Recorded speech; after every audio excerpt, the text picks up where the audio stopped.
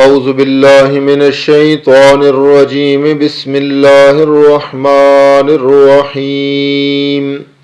وَإِذْ قَالَ مُوسَى لِقَوْمِهِ يَا قَوْمِ إِنَّكُمْ ظَلَمْتُمْ أَنفُسَكُمْ بِاتِّخَاذِكُمُ الْعِجْلَ فَتُوبُوا إِلَى بَارِئِكُمْ فَاقْتُلُوا أَنفُسَكُمْ ذَلِكُمْ خَيْرٌ لَكُمْ عِنْدَ بَارِئِكُمْ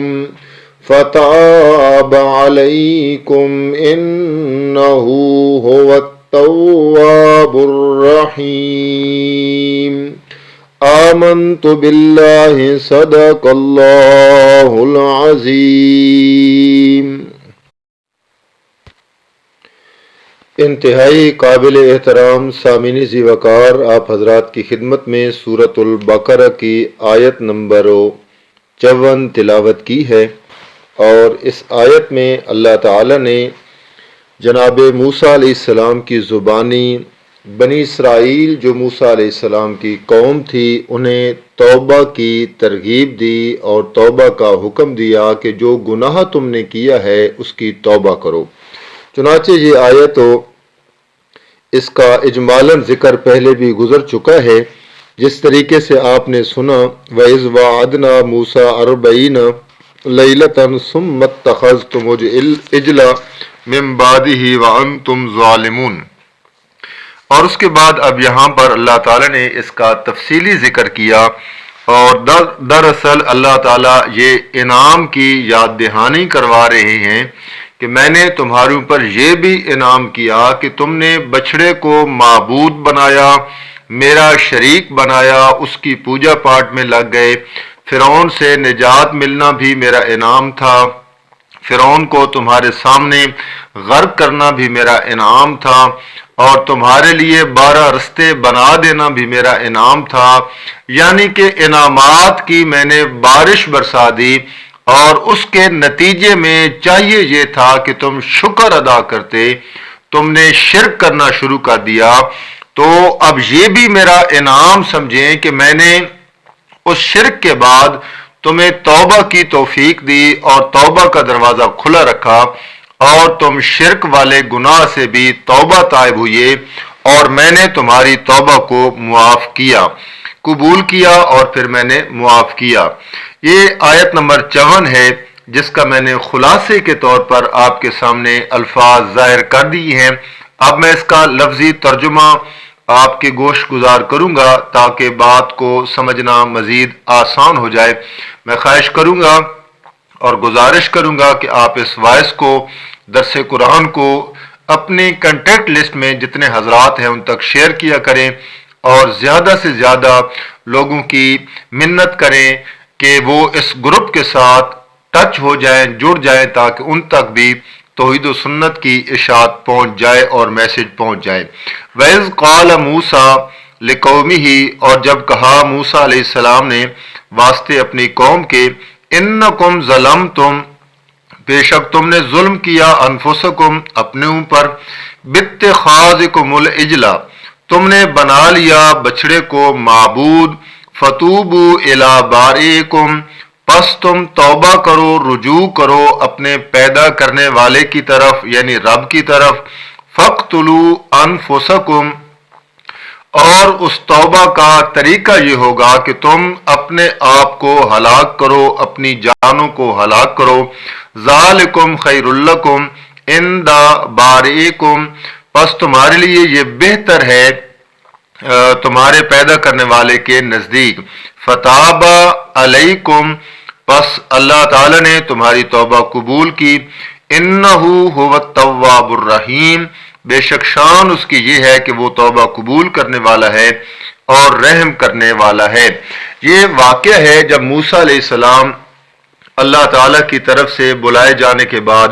کوہ طور پر گئے اور پھر واپس آئے، تو کیا دیکھتے ہیں کہ ہارون علیہ السلام کی جو سرپرستی تھی، سرپرستی سے لوگ بغاوت کر گئے اور ہارون علیہ السلام کی بات نہ مانی۔ چنانچہ ہارون علیہ السلام نے عافیت اسی میں سمجھی कि मैंने इनको समझा दिया है, अब ये लड़ाई होगी, झगड़ा होगा, फसाद होगा, कत्लो गारत होगा, तो मैं क्यों ना ऐसे करूं कि मैंने अपना फरीजा पूरा कर दिया है। और सिर्फ फरीजा पूरा करने के बाद यूं नहीं किया कि बस कह दिया, उन्होंने नहीं माना तो फिर उन्हीं के साथ शामिल हो गए। जिस तरीके से आजकल हमारा वतीरा है कि हम बुराई के खिलाफ आवाज उठाते हैं, बुराई के खिलाफ नारे लगाते हैं, लेकिन अगर बुराई वो ना रुके तो हम दूसरे दिन उन्हीं के साथ खड़े होते हैं और ये समझते हैं कि मैंने तो अपना फरीजा अदा कर दिया है ना, अब ये नहीं रुकते तो मैं क्या करूं। तो याद रखें, आलिम दीन हो, किसी का पेशवा हो, किसी का मुक्तदर हो, मुक्तदा हो, तो उसे चाहिए कि सिर्फ जुबानी तौर पर जिहाद ना करे, बल्कि उसके बाद अमली जिहाद भी करे। कि जब कभी वो अहले बातिल या अहले शिरक हो या बागी किस्म के जो लोग हैं, जब अगर वो बगावत से, शिरक से, बिदात से, रस्म व रवाज से नहीं रुकते हैं, तो फिर उसका उनके साथ एक जो मुआशरती बाइकाट है वो भी करे। कम अज कम उनकी खुशी में, उनकी गमी में फिर शरीक ना हो, और वो ऐलान करे कि मेरी खुशी ये है कि तुम अल्लाह के दीन पर चलो। और मैं तुम्हें बारहा दफा ये बात समझाता रहा कि ये हक है, ये सच है, ये बात ठीक है, ये दीन है, ये शरीयत है,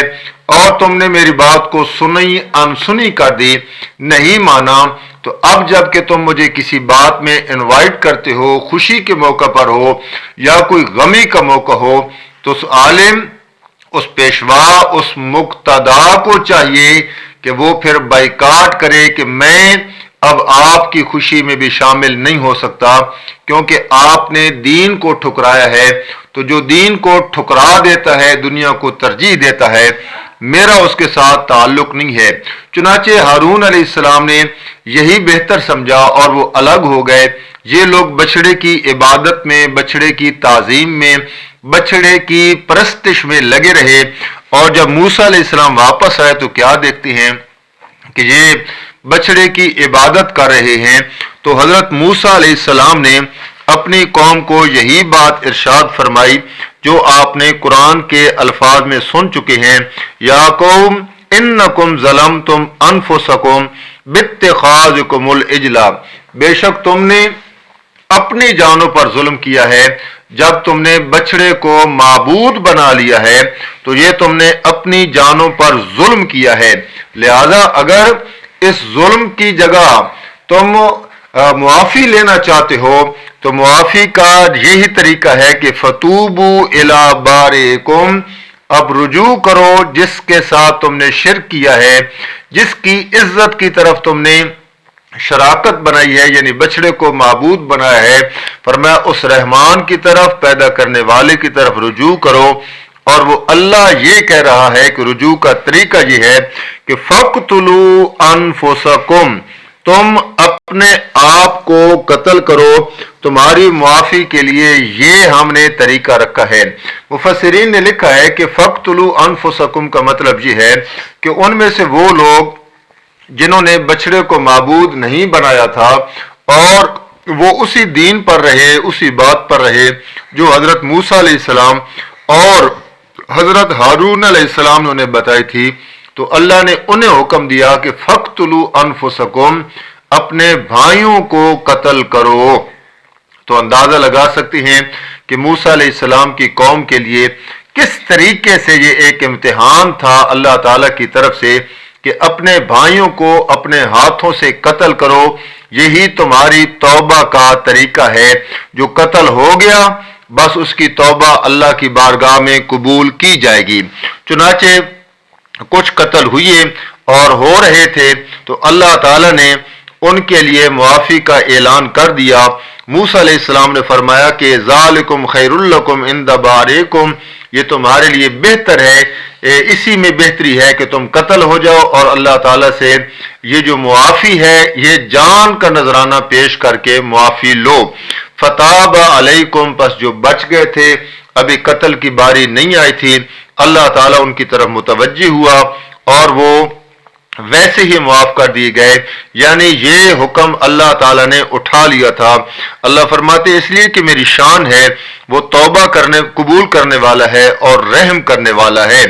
آپ اندازہ لگا سکتے ہیں کہ موسیٰ علیہ السلام کی قوم پر کس طریقے سے توبہ کا اللہ تعالیٰ نے توبہ کا جو طریقہ تھا کیا اپنایا تھا کہ اپنے آپ کو قتل کرو، اور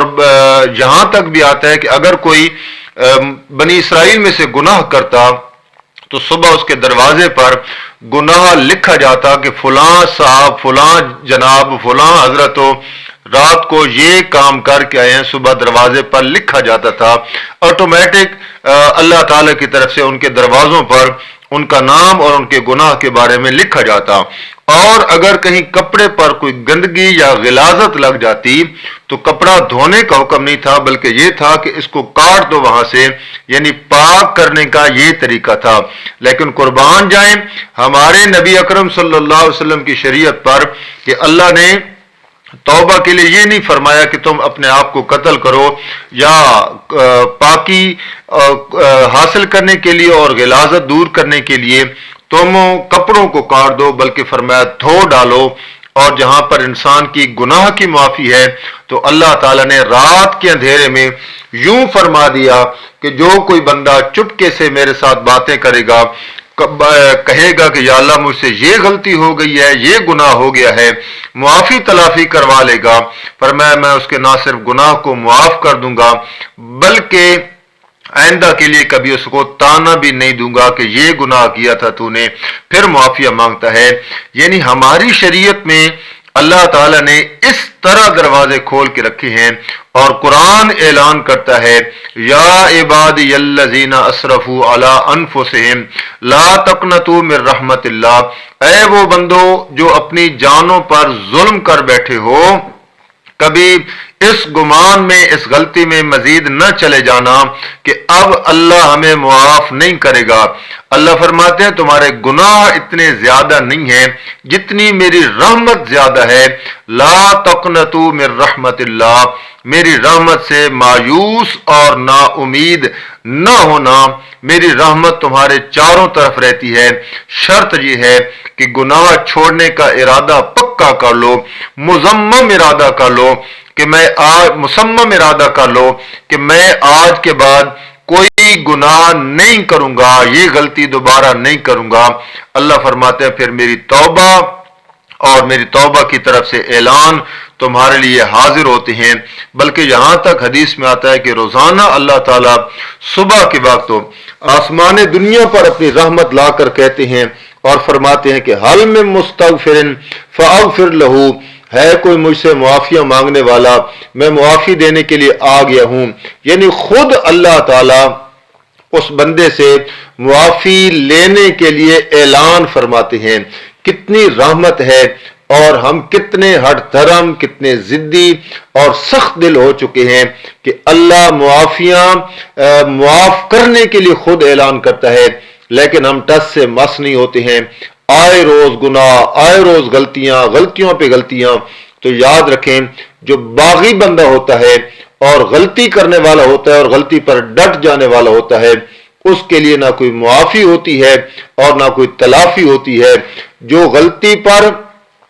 نادم ہو جائے، شرمندہ ہو جائے، اللہ تعالیٰ اسے نہ صرف